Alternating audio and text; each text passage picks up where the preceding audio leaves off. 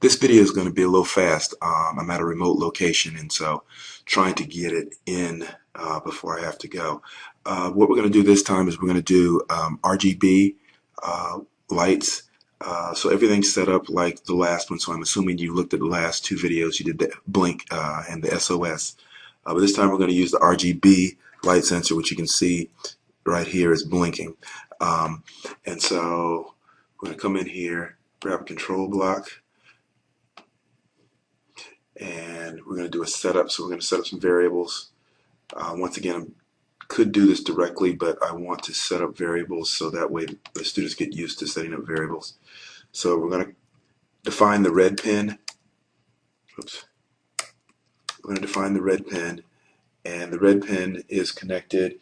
And I'm looking at the ProtoSnap stat sheet here, so this is not magic, but the red pin is connected to pin 3, or the control for the red pin is pin 3. I'm going to right click, clone that, and do a setup for the green pin. So we're going to introduce the notion of RGB color. And the green pin is connected to pin 5. And I'm going to clone that as well. And the blue pin is connected to pin 6. Okay, so now that we've got that set up in our loop, I'm going to make it glow a steady red just to define the colors and show you how to do the colors here. So I'm going to go to pin, set digital pin, and then, oops, and then instead of, wait a minute, that's not right. That's not right. RGB is connected to analog pin, so you're going to set analog pin. And instead of putting a number here, hard coding it, we're going to once again stick with using variables. So we're going to get here, we're going to get the integer variable name and drag that name down here. And we're going to change that name to red pin. So now it's going to set the red pin value to 255. I'm going to clone that and do the same thing for the green pin, and the same thing for the, whoops, clone that, and the same thing for the blue pin.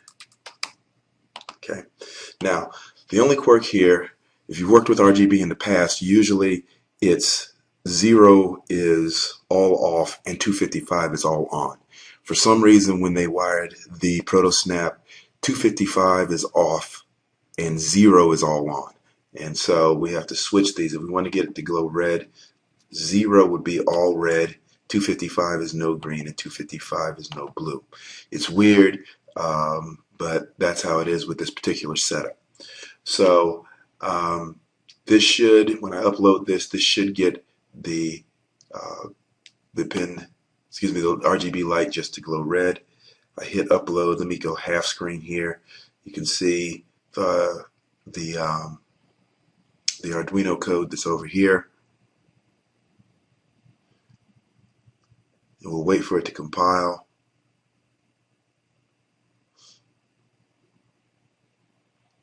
And then upload.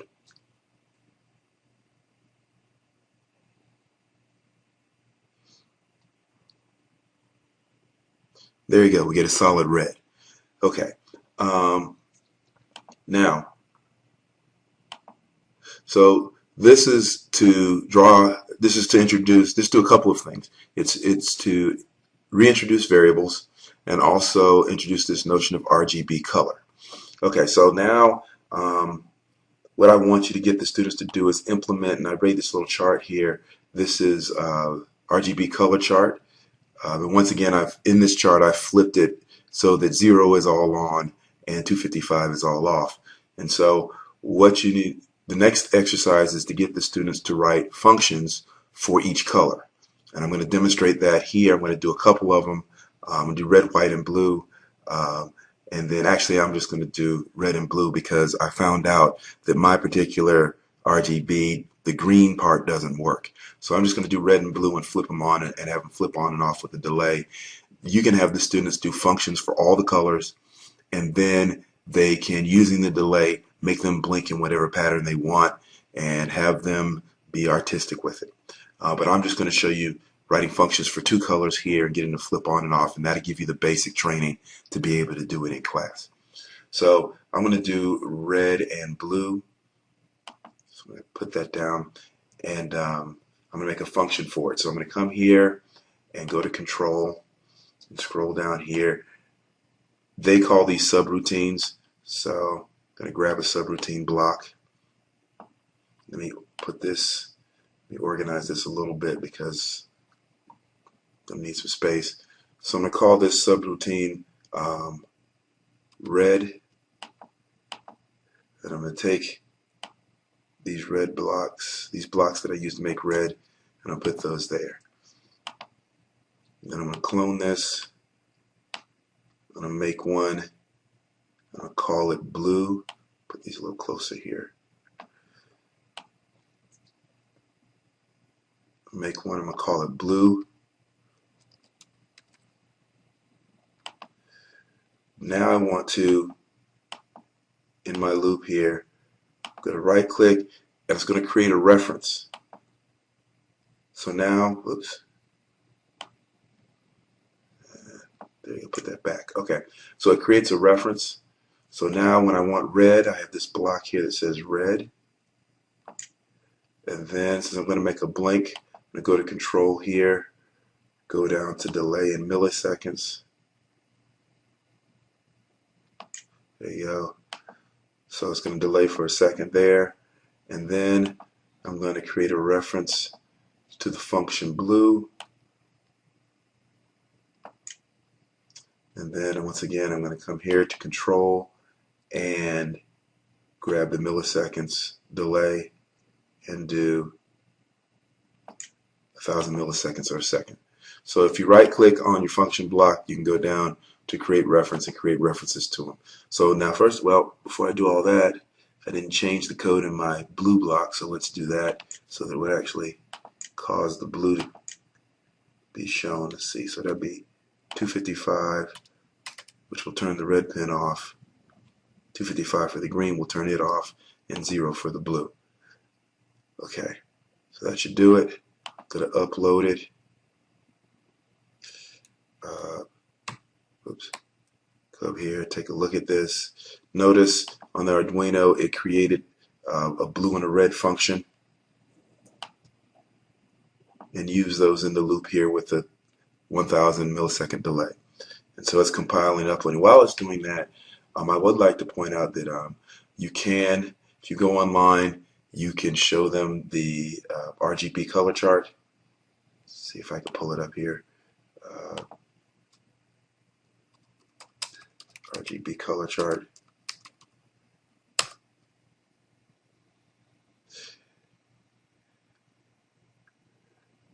Yeah, and you can begin to discuss the whole notion of colors having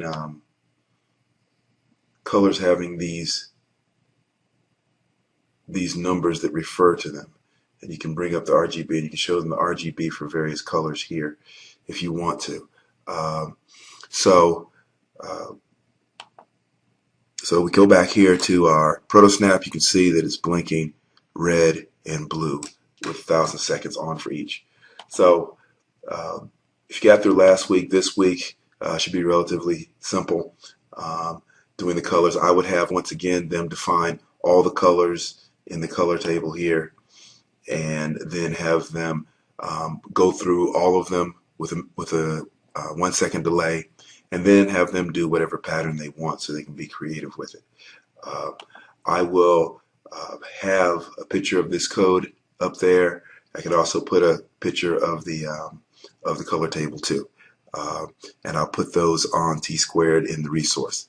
All right, that's the end of this tutorial. Good luck in the classroom.